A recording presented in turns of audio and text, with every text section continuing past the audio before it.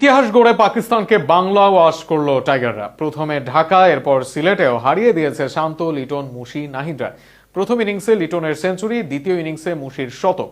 সব ইনিংসে বোলারদের বাজিমাত। নাহিদের পেস আর তাইজুলের স্পিনে পাকিস্তান দল উভয় ইনিংসেই কাত।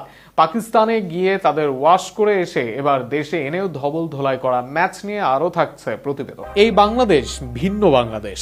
এই সাদা জার্সির দলটিকে আপনি অতীতে কখনোই দেখেননি। টেস্টের আনন্দ আপনি কখনোই এভাবে উপভোগ করেননি, কারণ অতীতে কখনোই নাহিদ রানা ছিলেন না। অতীতে কখনোই উইকেটের পেছনে এভাবে দাঁড়াননি লিটন।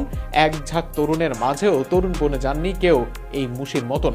অতীতে কখনো কেউ শান্তর মতো অধিনায়কত্বটা উপভোগ করতে পারেননি, কিংবা তাইজুল, মমিনুলরা এমন একটা দল সঙ্গী হিসেবে অতীতে কখনোই পাননি। আজ সিলেটের মাঠে টানা 2 সিরিজে পাকিস্তানকে বাংলা ওয়াশ করার রেকর্ড গড়ল শান্তর দল। সিলেট টেস্টের সবুজ ঘাসের মাঠে রোমাঞ্চ ছিল ম্যাচ শুরু হওয়ার আগে থেকেই।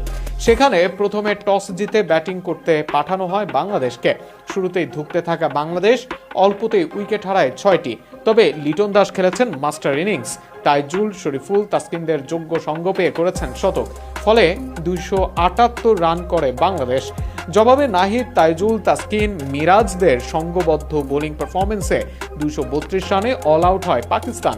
একমাত্র বাবর হাকান অর্ধশতক। লিড নিয়ে দ্বিতীয় ইনিংসে ব্যাট করতে নেমে দারুণ সময় কাটিয়েছে ব্যাটাররা। শুরুতে জয়ের 50, এরপর 50 তুলে নেন লিটন দাসও। তবে 50 নয়, এবার শতকই হাঁকান অভিজ্ঞ মুশফিকুর রহিম। ফলে টার্গেট দাঁড়ায় 437। পাহাড় সম টার্গেট নিয়ে চতুর্থ দিন ভালোই বাজি ধরেছিল পাকিস্তানের 2 ব্যাটার রিজওয়ান ও সালমান আলী আগা। অধিনায়ক শান মাসুদ 50 করার পর হাল ছাড়েননি এই 2 ব্যাটার। তবে একটা পর্যায়ে তাইজুলের ঘূর্ণিতে চুরমার হয়ে যায় তাদের ব্যাটিং লাইন আপ। পঞ্চম দিনে টাইগারদের জন্য প্রয়োজন ছিল রিজওয়ান সহ 3 উইকেট, যা পেতে খুব বেশি কষ্ট হলো না বাংলাদেশের। ফলে আজ দুর্দান্ত জয় নিয়ে আইসিসির টেস্ট চ্যাম্পিয়নশিপেও বড় লাভ দিয়েছে শান্তর দল। ভারতকে টপকে এখন অবস্থান শীর্ষ 5-এ। তাই বলাই যায় নতুন বাংলাদেশে আপনাকে স্বাগত।